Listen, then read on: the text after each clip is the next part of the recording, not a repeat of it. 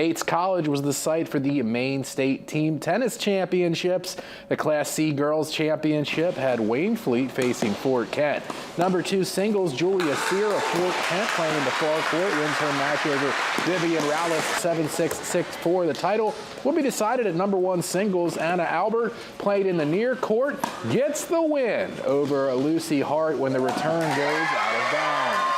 Fort Kent wins Class C Girls 3-2 over Waynfleet.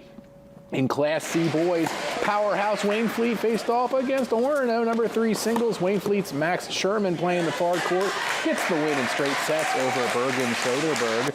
In number 1 doubles, the team of Jules Kirby and Andrew Rogers clinch another title for the Flyers with a 3-set win. Waynfleet wins 5-0. It is their 16th straight title. Falmouth took on Skowhegan in Class A boys. Number 2 team of Carl Chamberlain and Luke Kuzel gave the Navigators their first win of the day here on match day for the state title. And then Matt Amorno was showing up well to earn another win in number 2 singles for Falmouth. The Navigators would sweep all 5 matches for the state title.